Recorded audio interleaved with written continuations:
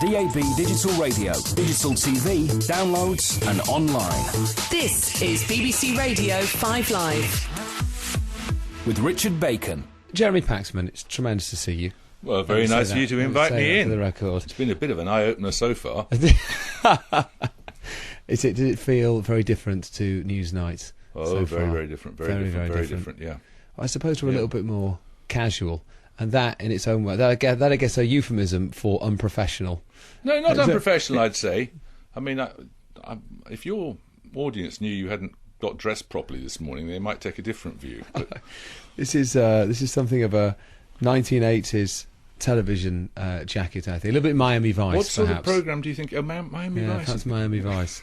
Or a bit Wham.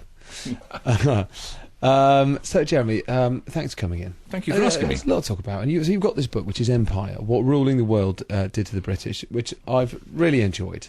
And one of the things I felt watching it, which I mentioned to you outside... Reading it.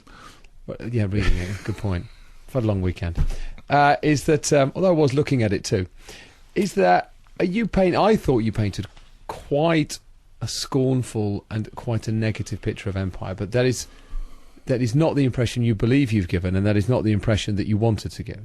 That's correct. I mean, I don't intend to say that this thing was unalloyed bad, because that seems to me the received wisdom, that everything about the Empire was bad. There was much that was very, very bad about it, of course. But there were good things that were left behind too. And what were the good things? Well, where do you want to start? Education, the rule of law, hospitals, schools... I mean, we can go on and on. Railways, roads, telegraphs, that there are loads and loads of things that you can point to as being positive. But I do not deny that, of course, taking someone else's land and ruling it is, of course, a thing that most of us would not put up with. And that's the central conundrum, that the British came to believe. In the early days, the Empire is all about Jack the Lad going out and grabbing what wealth they can. That's how essentially the colonies in North America come about. That's how the colonies in the Caribbean come about. That's how India comes about. But they come eventually to believe by the latter half of the 19th century that there is some sort of almost God-given purpose to the empire, and that it is about the spread of civilization, the spread of religion as well. And they are building this, of course, upon a central contradiction that colonization is freedom, which is nonsense. Now, and also, the spread of civilization, that's a view of oneself as a country that is built on a kind of racial superiority anyway, Precisely, isn't it? Yeah, yes. It's a quote from Cecil Rhodes that you include in the book. What's the Cecil Rhodes quote? Well, Cecil Rhodes said to have been born English was to have won first prize in the lottery of life, and he went on to say that... we are the world's first race, and the more of the world we rule, the better it is for the world. Well, of course, this is completely unacceptable nowadays. But to suggest that it is because the attitudes no longer fit, and they obviously don't fit, they have no influence, I think is nonsense. I mean, I venture to suggest that Margaret Thatcher would not have sent troops into foreign wars. Tony Blair would not have sent troops into 6 foreign wars. David Cameron would not have deployed troops in Libya had it not been for the fact that this country has got a long experience of that sort of behaviour. I think it also, obviously informs the fact that we've got a seat on the Security Council. It informs the proportion of us who have passports. A really large number of people in this country have passports. Very high proportion, much higher than America, which is about 30%, isn't it? Yeah, absolutely. I mean, it's hugely greater, and the role of British charities or whatever. And this brings us on to what your book is really about, which is it's the legacy of empire, isn't it? It's about how it impacts us now. Yes. Effectively. I mean, a lot of it's told through the stories of the fantastically colourful characters who made the empire, but I would say that there are lasting influences that are still with us today, yes. Pick out a couple of quotes from your book. An early line in your book is this. You say, anyone who's grown old in Britain since the Second World War has done so in an atmosphere of irresistible decline. Yes. Well, your point is? Oh, no, my point... No, I think that's true. It's certainly true. If you compare what this country is now in terms of its international esteem, its wealth, its clout in the world, it is clearly a shadow of what it once was. And every government since the Second World War has tried to promise us a better tomorrow, that somehow... I mean, Cameron did it last week in his speech at the Tory party conference, if you listen to it. I mean, he said explicitly, we have been told time and again that because we don't have an empire, we never amount to anything. We will never amount to anything ever again. And he, in common with other politicians, have claimed to offer us something else. But by any objective measure, it seems to me that this country has been in decline for 50, 60 years now. In fact, longer than that. And yet, you also say it's because of empire that we are convinced we are special. Yes. Which are almost two conflicting kind of worldviews. No, I don't think they are You conflicting. don't? I'm saying that the experience of having had a world role makes us think differently about, for example, the rest of Europe and about our position within the world. So I don't think the two things are inimical.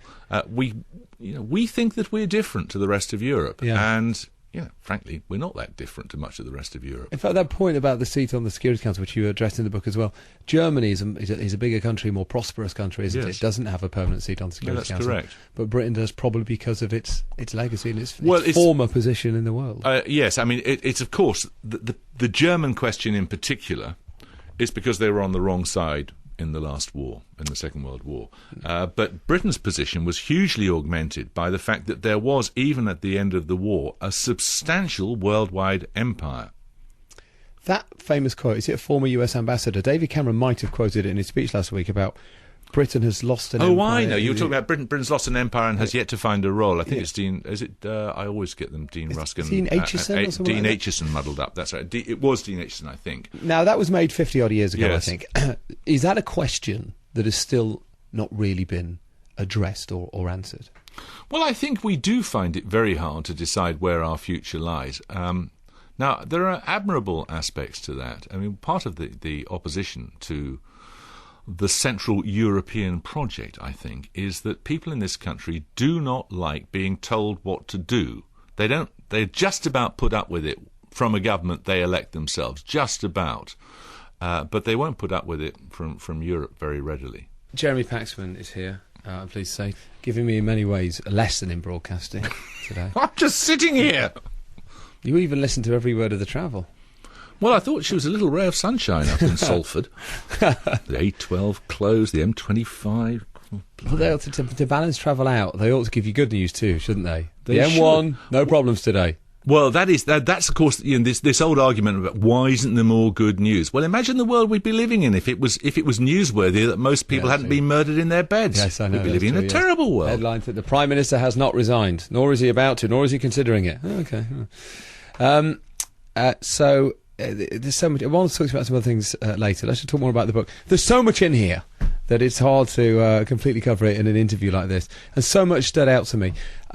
Let's just talk about a couple of different chapters. One, let's talk about slavery, which you cover fairly early in the book. So the empire's early expansion was driven by a demand for sugar to some extent, wasn't it? Yes. And you deal with slavery, and you deal with the utter brutality of slavery, and you list some of the punishments that were suffered by the slaves for eating food, for example, that wasn't meant for them. Is it one of those questions that people often struggle with? Is how could it happen? Because much of it, you say in the book that in a way much of the country was complicit in it, and that almost everyone knew it was happening. How could they allow it to happen? I don't know that almost everyone knew it was happening, but the reason they got away with it for so long was because they didn't consider slaves to be human beings. This is an absolutely shameful part of our history. They did not consider slaves to be human beings, and there are famous court cases in which the loss of a slave ship or a cargo of slaves is treated as a matter simply of losing a cargo, not losing human beings.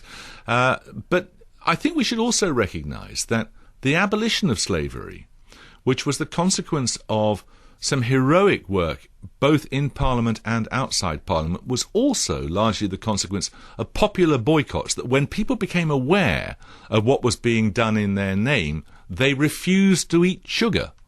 And that's, that was a bit of a sacrifice at the time. And there are reports of sugar boycotts from right across the country. So, it is something that slave trade, of course, we should be ashamed of, but also we can be proud of getting rid of it. Of course we can, but it went and on suppressing the slave trade afterwards. The Royal Navy suppressed it for a long time. Yes, they didn't did. It? Yes, rescued 150,000 people from slavery in a very short space of time. But slavery went on for an awful long time. We weren't the first country to use slaves, but we came to dominate the trade, essentially, didn't we? And much of your book is about, I suppose, the legacy of empire and what empire has left us with.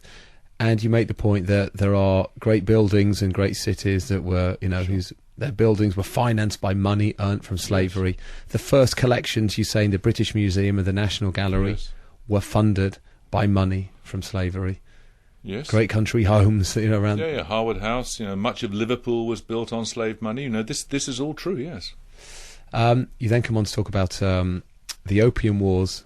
There's a big gap between the abolition of slavery and the Opium Wars. But again, go on. No, but actually, in your book, you chronologically you do kind of jump around and cover different chapters. It's not necessarily a chronological charting of empire. And the Great Indian Mutiny you cover in great detail, which is a chapter in history that's always fascinated me. I've read about it a few times, and I've read your account as well. That the brutality of that event is on both sides. Is breathtaking, isn't it? Yes, it is. It is absolutely. This is 1857.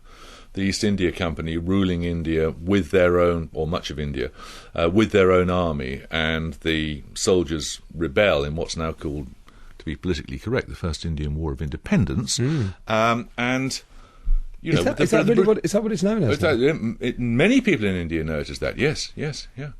And it was savage on both sides, and we'd have to accept too that there was an accepted doctrine within the military that any, let's use the language of the time, native uprising had to be put down with great force and with serious retribution, and that was an acknowledged military doctrine.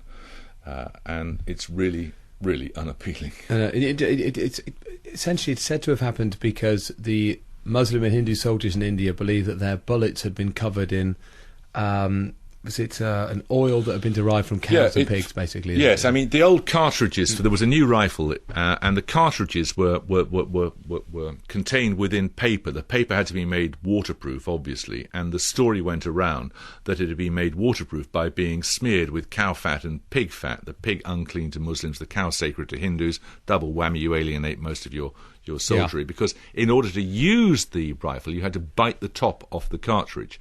This involved very close contamination. Now, that was said to be the immediate cause of the uprising. Actually, there was a whole pile of other stuff going on. Underlying it all. Yes, not the least of it the fact that there were a lot of missionaries tramping around the country from Britain saying, you're all on the path to perdition. And that the East India Company had invented a doctrine whereby if you didn't have a naturally born successor, you could not assign your realm to somebody else. So all of these things, really annoyed the Indians, who felt they were being very, very badly treated, rose up with really savage ferocity. Instance I don't think we want to talk about, actually, on a nice afternoon. No. It's so savage. And then the British put it down with tremendous savagery. It's one of those most remarkable and brutal and savage chapters in British history, and one I think has largely been forgotten, hasn't it? I think so. I mean, the whole problem with the Empire, the reason I wrote the book is that it seems to me that we prefer just to forget the whole thing. Why is that? Well, because so much of it is so awkward to deal with. Even the good things are hard to deal with. For example, I mean, we always make fun. We have been making fun for 30 or 40 years of the district officer in his big baggy khaki shorts and his solar topi or pith helmet. These are figures of fun, but actually a lot of the stuff that they did, opening pharmacies, opening schools, laying drains, mundane stuff which makes society work. These were not bad things. But we find that awkward and embarrassing to deal with because, again, it's predicated on an assumption of superiority. And that's really difficult for us to deal with now. But it's had a lasting impact. The British public school system, you say, as well, is a legacy of empire as well. Well, the public school system was... this is the private school system, of course, in a way that only we manage. Yes.